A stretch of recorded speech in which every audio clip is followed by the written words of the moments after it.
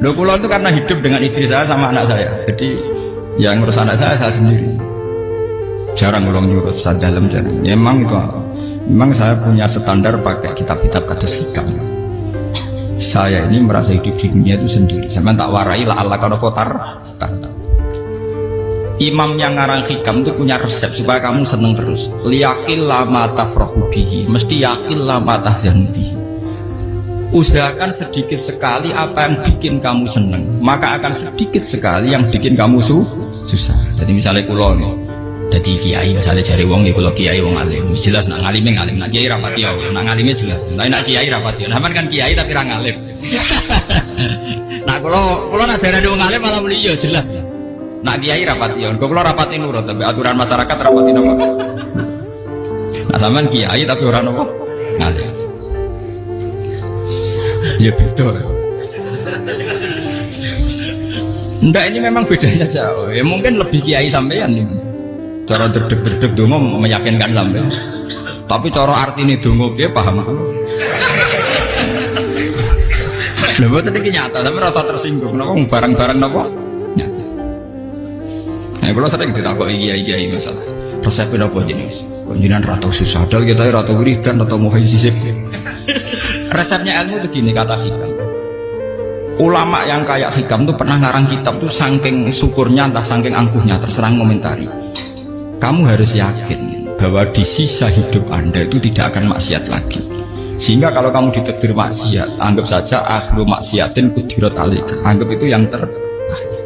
Siapa yang menganggap mohal bahwa dia tidak akan dosa sampai mati, berarti menganggap Tuhan itu lemah. Karena cara berpikir kita kan bayangkan hidup itu 40 tahun lagi. Misalnya saya sekarang umur 40, bayang umur kadang 4 tahun meneh. Sampean misalnya umur selawe, bayang selawe tahun meneh. Sehingga nganggep dalam durasi ini selawe tahun kok orang maksiat kan mohal. Apalagi sampai sudah tahu maksiat itu bakat tempah. Ya maksiat ya kelas-kelasan, nak bikin pacaran, nak wong iso mau-mau ya nakal, nak sing setengah soleh ya berbau proposal ya sesuai kontaknya DWD.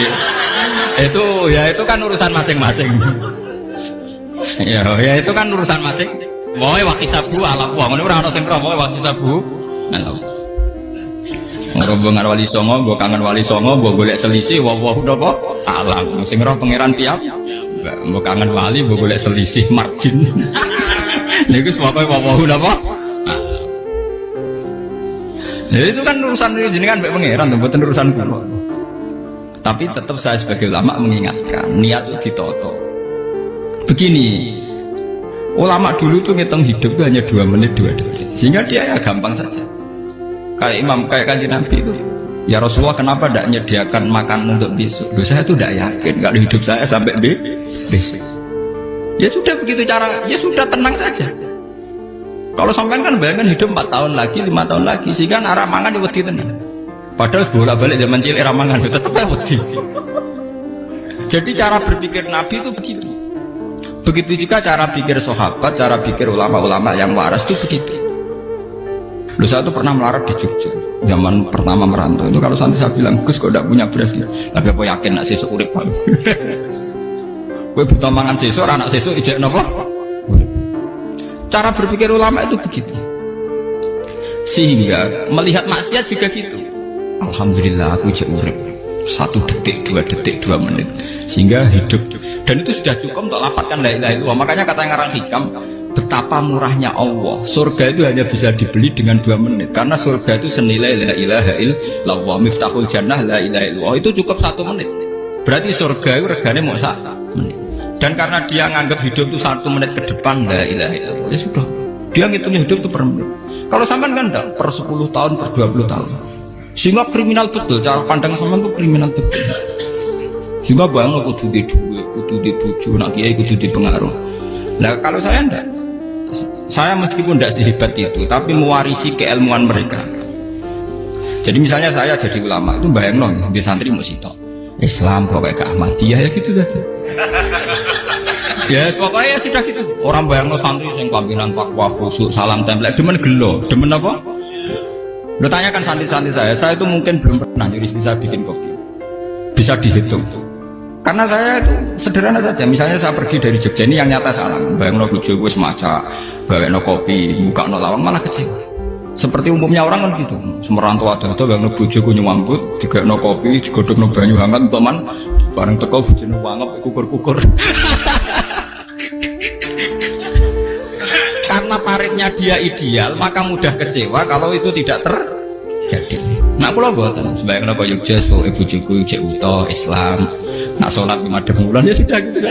Pakai standar yang minimalis. Saya dari rumah bangun sampai ngaji ya, pokoknya melek, ya sudah nak sholat madem napa. Mulanya sudah gitu. Andai kan saya pakai standar maksimal, maka akan mudah kecewa. Rasulullah juga begitu. Rasulullah itu ngadepi Sayyidah Aisyah itu ya begitu, ngadepi Hasan Husain. Sehingga tidak ada cerita Nabi mudah kecewa begitu. Karena Nabi bayangkan anak istrinya itu ya minimalis sekali, urusan dunia loh maksudnya minimalis sekali. Misalnya Nabi pagi-pagi tanya, ya Aisyah apa ada sarapan?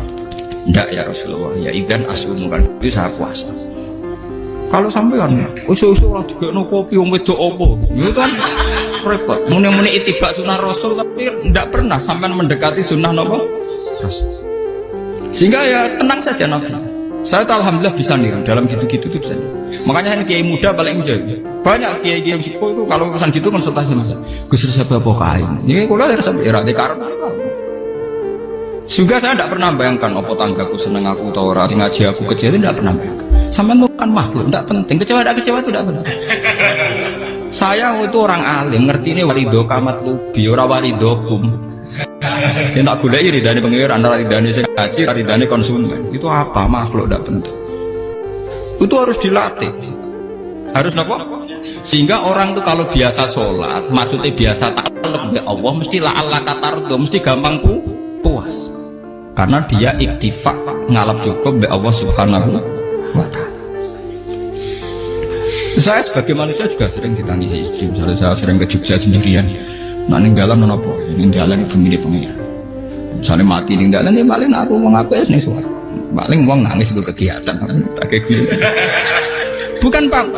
Ingin saya bahwa konstitusi ulama itu masih iktimat Allah. Kalau kita kan enggak.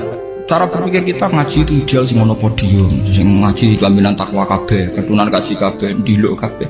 Kita akan pakai standar-standar yang dengan asumsi kita. Padahal Nabi zaman sugeng al iman hahuna wa yusiru ila qalbihi sadrihi salah. Iman itu urusan hati. Komitmen sampean be Allah Subhanahu wa ta'ala. Nah ini resepnya. Makanya kata hikam yakinlah mata frohubi, mesti yakinlah mata sebi. Sedikitlah kamu gembira dengan satu hal, nanti akan sedikit kamu yang kecil. Artinya misalnya kados pulau sebagai ulama seneng pulau nu kok iman, ya nggak kayak orang awam. Ya sudah gitu. Jadi misalnya suatu saat pulau jatuh, yang ngaji saya gak seneng jadi kupeding, uang sing seneng pulau bubar kabeh. Pulau rasa susah, miskola darah benar. Gus saya jenengan orang sing seneng, ya tenang saja. Saya rasa seneng ya makhluk ora jelas. Dan status mereka tetap layaduru walayan. Ini harus dilatih. Sehingga Nabi itu ya meskipun beliau itu perang, sahabatnya meninggal, ya tenang saja. Nabi cara berpikir yang meninggal mereka mati syahid, yang masih hidup dianggap berpotensi melakukan kebaikan. Sama tak warai resep-resep dari Rasulullah SAW. Saya ini sebetulnya memaksa, menjelaskan ini maksa, karena saya inginnya jadi ulama yang kayak umumnya orang, tidak ideal-ideal amat. Tapi kan saya ditekdir ilmunya itu ideal, jadi terpaksa saya jelaskan. Tapi kalau perilaku saya tidak akan ideal. Soalnya ngawur, saatnya mari hufuri pengiran nganggur balik cerita. Ada seorang wali, karena dia wali itu doa di multazam, ya Allah saya ini minta satu hal. Karena dia wali maka tidak minta uang, tidak minta jabatan, minta engkau takdir saya tidak pernah maksiat. Itu kan bagus sekali, minta doa ditakdir gak maksiat kan ada. Dari pengiran malah Syafi'i. Fa'ena atau ukufran. Karena tahu maksiat malah sifat ghafurku tak ada kok endi. Gambarnya pengiran ini sifat ghafurku rak nganggur. Makanya tidak ada orang selain Nabi kecuali ditakdir tahu maksiat. Dan sifat ghafurnya pengiran efektif. Paham apa? Lara sampean kan ghafure wong nggo kabeh. Dadi karek sadidul ikop. Karena maksiate sampean sering. Jadi sifat ghafure wis berlaku aktif. Saya karek nunggu sifat sadidul ikop. Paham ya tadi? Itu beda dengan wali-wali. Sifat sadidul ikop mau aktif, mereka tidak punya malah pangeran bingung gak kok sifat ghafure. Apa tak dakoki ghafur ora tau dosa. Didakoki Sadid iki kok gak tau maksi. Pangeran malah sing bingung. Nak kowe ora tau maksiat ghafur kok tak dakoki. Kok ora tau maksiat, wong iku ora tau apa? Didakoki Sadid iki kok gak mungkin atau maksiat. Lah pangeran ape dakok ghafur kan syaratnya dosa sik. Sampeyan kan walian. Ghafure wis dientekno. Keseringan kepake, paham ya? Karek nopo? Karek Sadid iki. Ya itu memang standar Tuhan. Semua Quran itu kalau nyeritakan gitu, Nabi ibadi anni anal ghafurur rahim. Kawulaku ceritani aku ghafurur rahim, tapi yo ceritani wa anna adzabi wal adzabul alim. Jadi Nabi ibadi anni anal ghafurur rahim wa anna adzabi wal adzabul alim. Kalau Nabi Ibrahim Nabi Muhammad inna rabbaka lasari'ul iqab. Pangeran cepat nyiksane, tapi wa innahu laghafurur. Jadi dua sifat ini pasti aktif. Dan tentu ulama itu senang sifat ghafur itu ya meskipun aktif, tapi mereka tidak pernah ngambil fasilitas sifat nopo. Kalau baleni malih. Sehingga kayak Sayyidina Umar radhiyallahu anhu ketika beliau pertama jadi khalifah, ini cerita di kitab Hayati Sahabat. Pertama dia jadi khalifah, orang mengira dia akan ngomong hal-hal yang besar, visi besar tentang negara, visi besar tentang izzatil Islam wal muslim. Tapi ketika Umar pertama pidato begini, ayuhal muslimun ayuhan nas, ana, dari kata Sayyidina Umar, ana hulamun min bani Mahsud, akulu min kholati. Saya ini pemuda dari Bani Mahsud.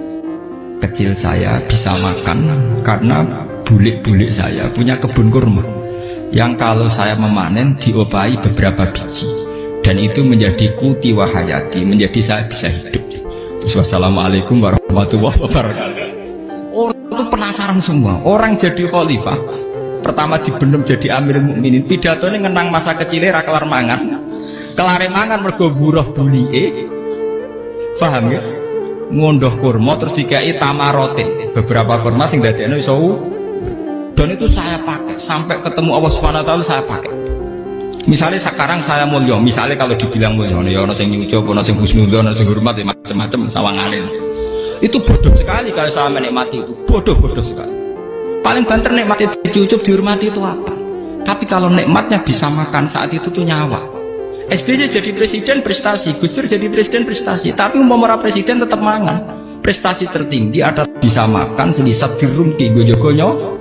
Makanya Umar mengingatkan, sebetulnya nikmat tertinggi saya itu tidak saat saya jadi khalifah, saat itu kok aku iso mangan, cara gak aku mati. Paham ya? Jadi itu luar biasa. Kita ini kan menjadi angkuh karena ngitung nikmat itu yang besar-besar, punya prestasi, punya. Kalau saya enggak ngitung nikmat kelar mangan gak mati, kan gampang.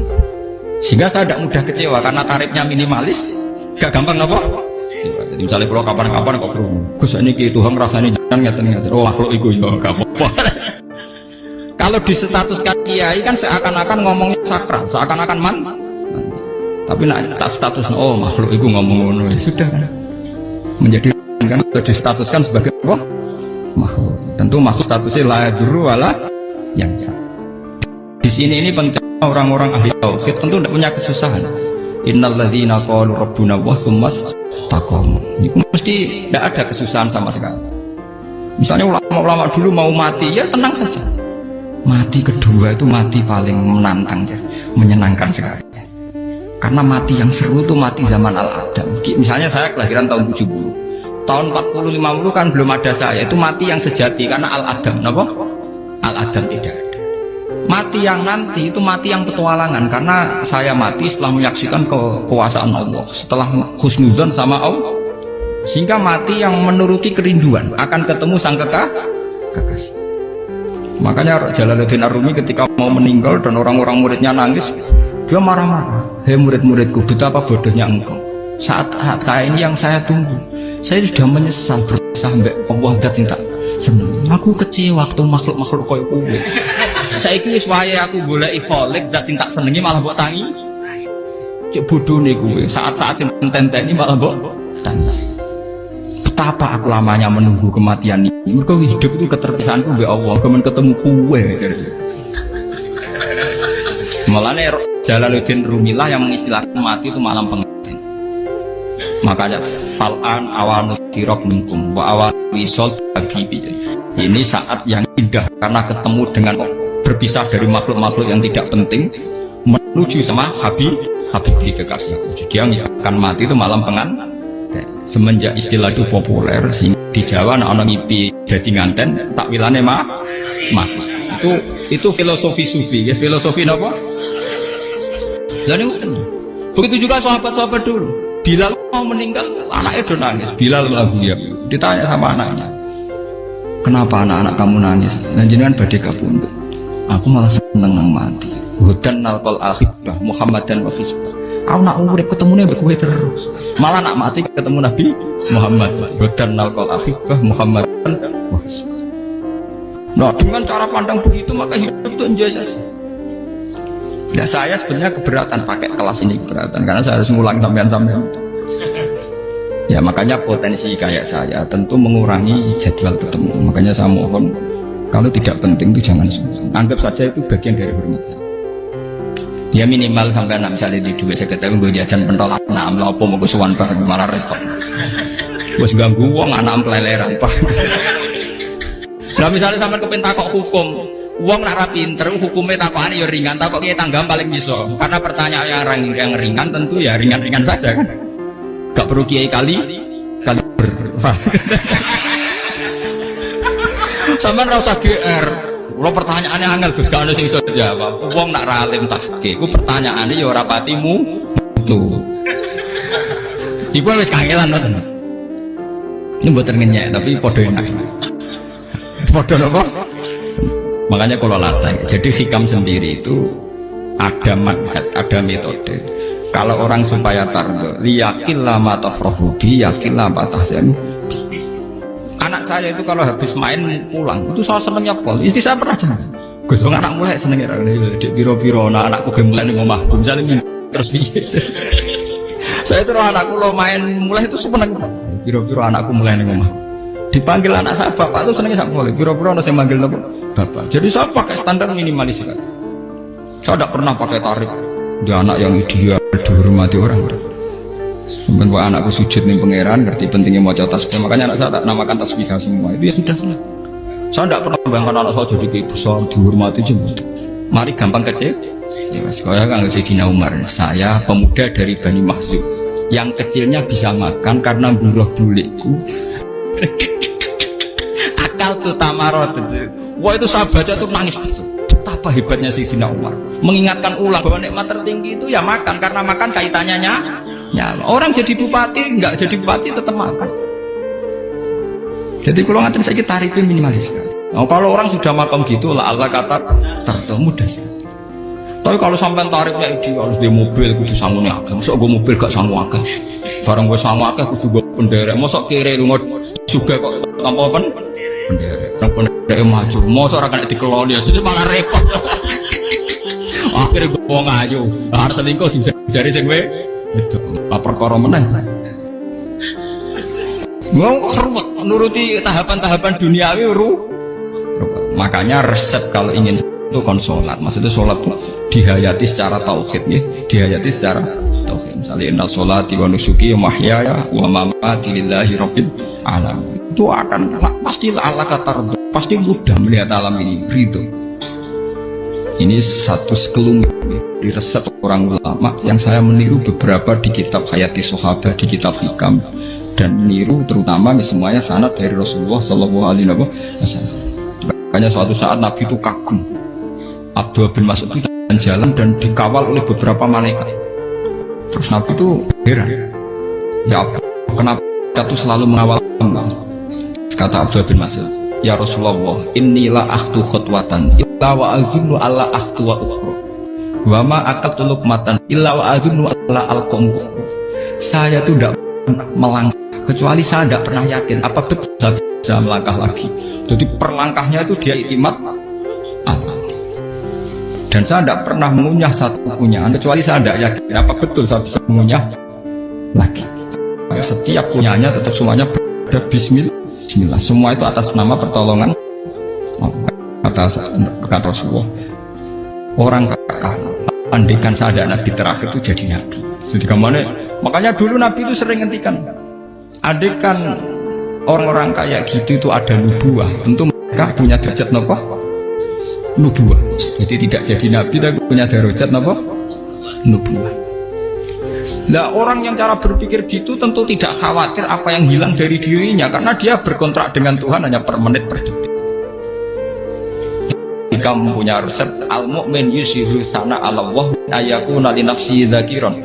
Seorang mukmin yang sejati tentu kontraknya dengan Allah Subhanahu wa taala, dan dia tidak pernah ingat dirinya sendiri. Kayak sampean pas umat tapiil, Allahu Akbar, Allah Maha Besar, subhanallah. Selalu ana wong ngrasani itu masuk lali utange barang buat.